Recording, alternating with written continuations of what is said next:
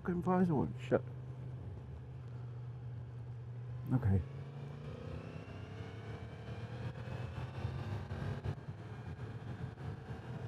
Near enough the first time this year. Look at it. Lovely.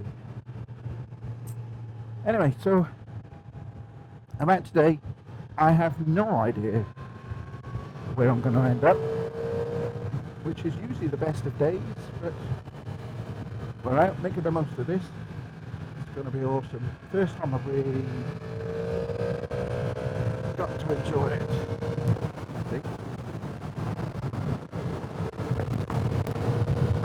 Why won't this visor close?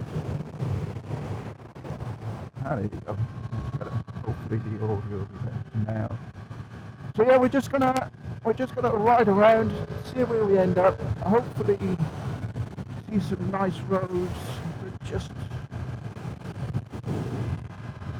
use it for what it is. Get out on the bike. I hope everybody's having fun. So what I've decided to do, I hate vlogging, but what I've decided to do is I'm going to use it as my own kind of therapy session, because there are things that really, really get on my nerves that I tend to keep to myself and just go, and so these videos are going to be just me bringing up subjects. I hope people interact. You're more than welcome to question the way I think, agree with me, just have a conversation about stuff, because yeah, we all need to talk. So BT advert, show my age. I think so. Anyway, there are a couple of things recently that I've seen that have brought to head something that really, really gets on my nerves. Really, really gets on my nerves, and I wonder why we put up with it. There are a couple of videos that I've seen recently from a couple of guys, funny enough, both with KTMs, who have really had a horrible, horrible experience, and my heart goes out to them, because we shouldn't have to put up with that. There's one guy with an STR that has had it for 7 months, and all these 7 months he's just had issues after issues, and he's taken it back multiple times, and they haven't cleared the engine fault, and KTM don't care, and the finance company don't care. If you see this, mate, I'm really, really, my heart goes out to you, as I said. I hope you get it sorted. There's another guy with, KTM, a GT, that's had similar issues. The bike's been back to the dealer multiple times. The dealer's done what they can, but KTM won't do anything about it. I think in his case though, the finance company has actually said that he can return it. So I hope that's sorted as well. But my question is, why do we put up with this? Why are we expected to put up with this? And why are companies why do they feel that they can just get away with it? We wouldn't accept it for anything else, like a TV, but then again, we do kind of accept it for a TV, because Curry's customer services, where most people buy their TVs, including me, is shocking. It's absolutely shocking. Whereas Richer Sounds, by the way, is awesome. If you can get a TV from Richer Sounds, go there, because they're the best guys. Anyway, back to bikes. So you all know that I love my dealer. Shout out to JTV Swansea, because they always give me excellent service. There's never any feeling of them trying to pull a fast one or anything like that. They're there to sell bikes. Obviously they're there to make money, but they're there to sell bikes and create a customer base, which I think they've done extremely well. Oh, that's being knocked down. That's been there for years. Anyway, yeah, so they build a customer base and they look after their customers. because they know really we're the ones that keep them in business.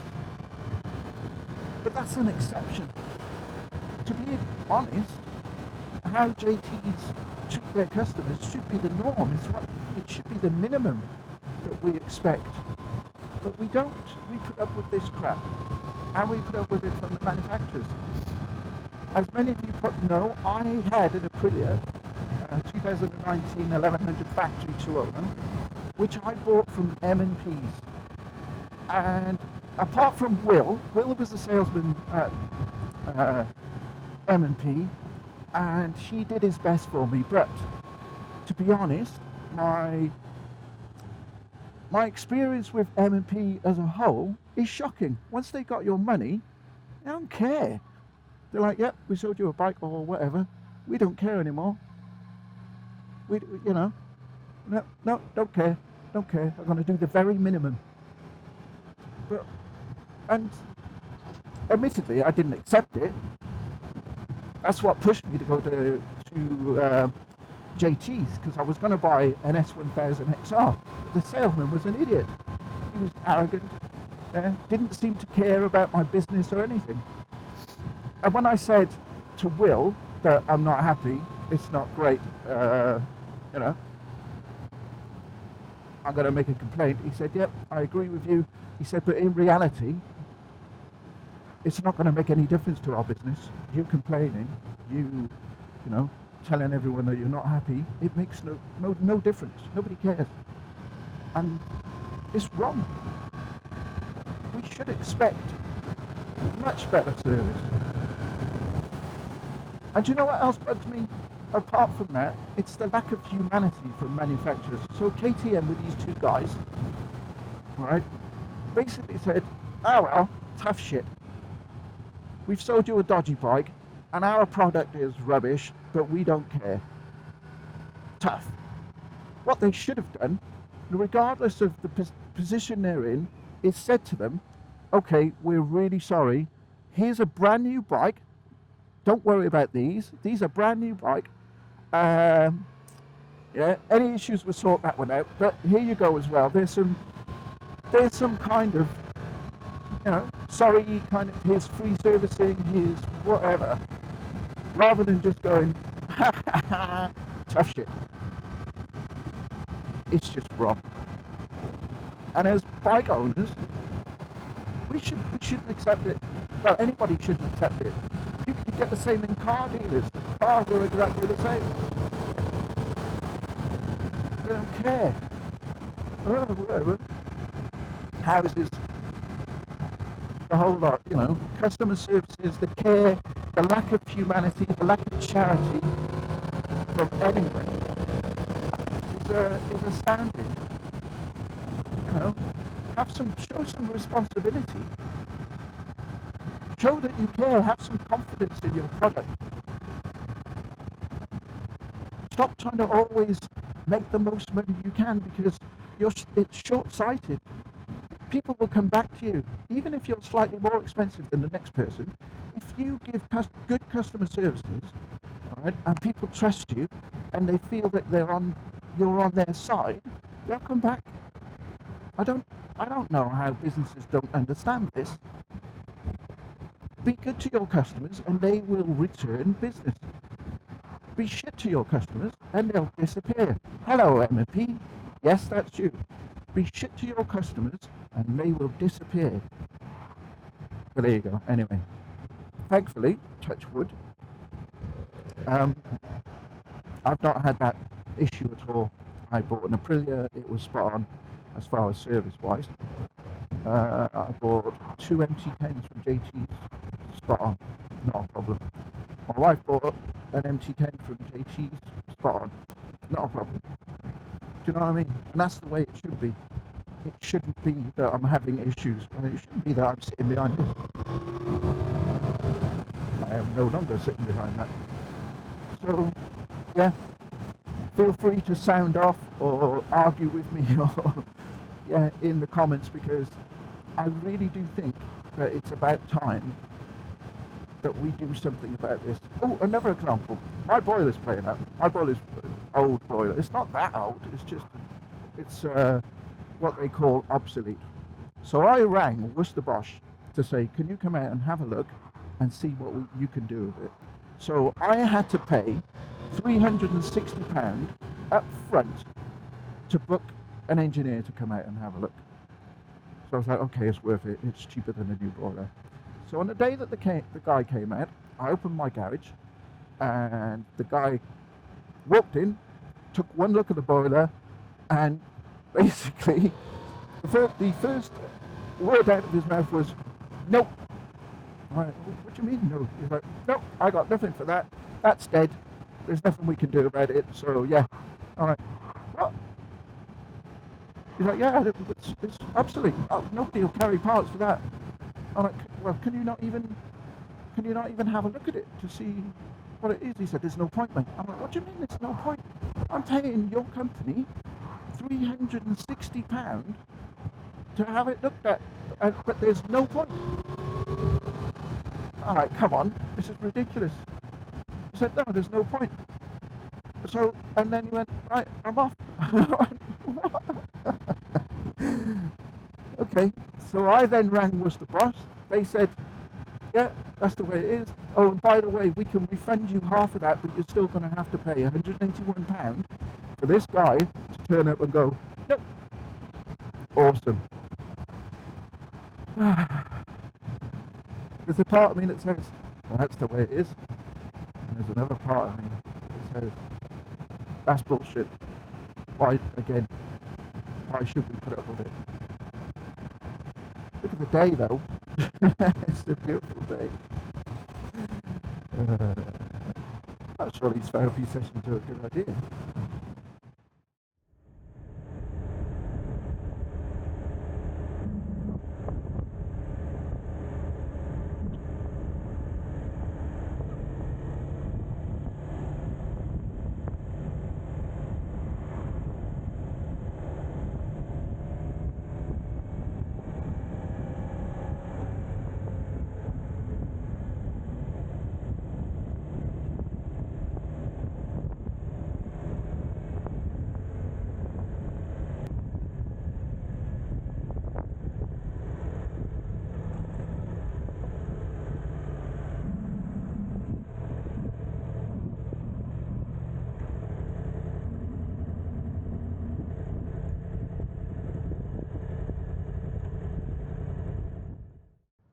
So this is Goodwick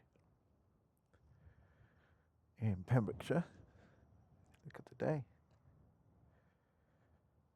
Lovely. Gotta make the most of this. Look at this. I don't know where that ferry goes. Ireland probably. But yeah, so bike's looking good. You can see the roads are much better because I've done 50 miles and my bike is still black and blue and stuff, not brown or grey. Yeah, awesome. Right, don't know where else we're gonna go now, but we shall see. This is Fishguard Old Town.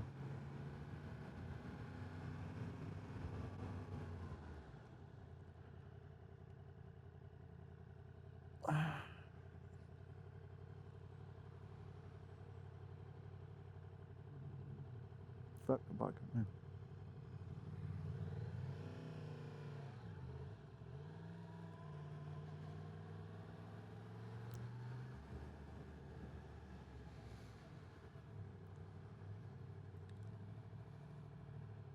Come on, come on, you can do it.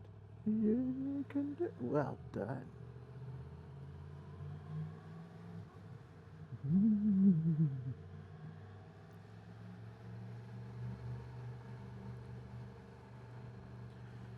It is very beautiful around here. Look at it.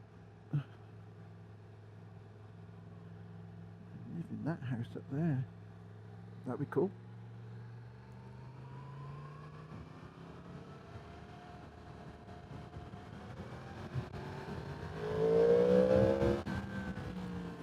Thank you very much.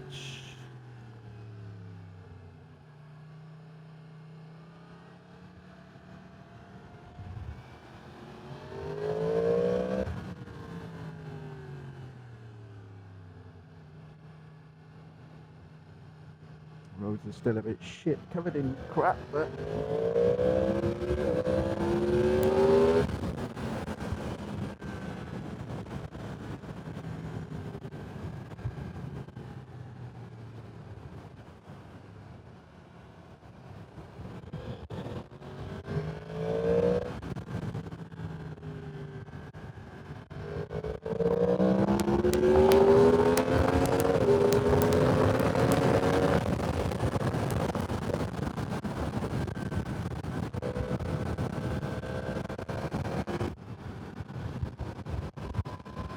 they're the Pacellis over there.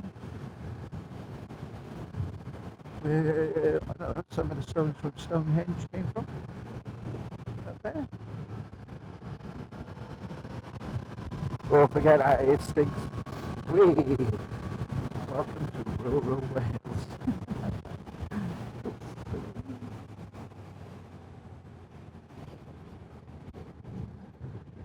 Traction control on.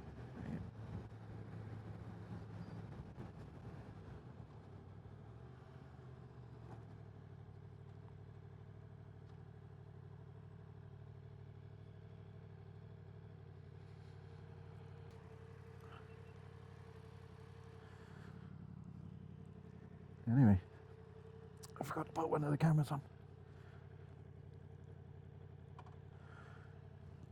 This vlogging shit, honestly.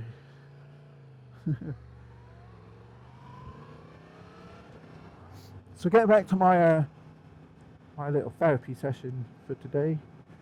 Yeah, I don't know why we put up with it. Companies treating us, their customers, as if we don't count. Whereas, to be fair, apart from their employees, we're the only thing that counts. This doesn't seem to be much we can do about it, which is frustrating. And it only ever happens if everybody gets together. I think that's why there are so many strikes and everything these days. People are so unhappy that you know, are being taken a piss out of, and they're so frustrated. Yeah, my wife's a paramedic. She doesn't really want to strike, but she doesn't feel as if she's got much choice, seeing as she goes to work on a 12-hour shift, gets at least a 2-hour overrun every shift, and then sits outside a hospital for 12 hours, 14 hours. It doesn't make sense. They're an emergency service. They're supposed to keep people alive and get them to hospital, not just sit there and be like a mobile triage unit. Yeah, it's all wrong. So many things are wrong, but yeah, that is one of the major things that's wrong. How people are treated.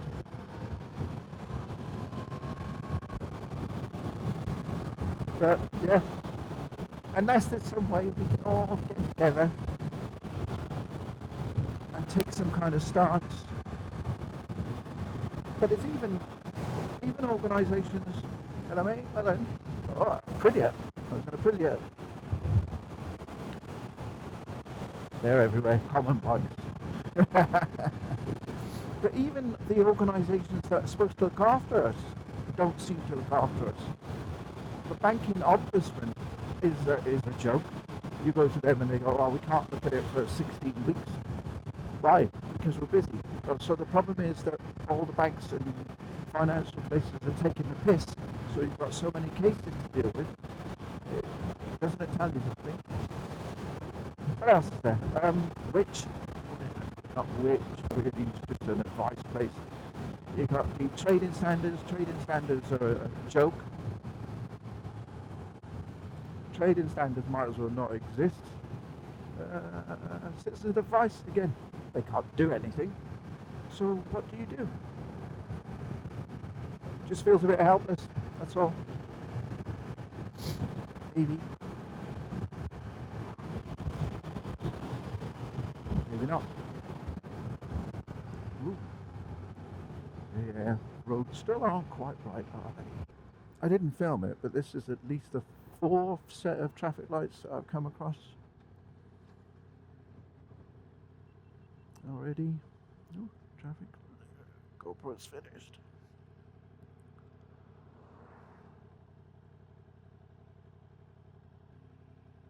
we're just going to keep filming until the batteries run out. So if the battery runs out and I don't have a chance to say thank you very much for watching, subscribe if you'd like to subscribe. Don't feel that you have to. I'm not in the channel to make money. As I said, now it's a Mike's therapy session. But thanks for watching. Please engage if you've got anything to say. It's always interesting to speak to people about what I may think or what others may think. But yeah, it's all good. Thank you.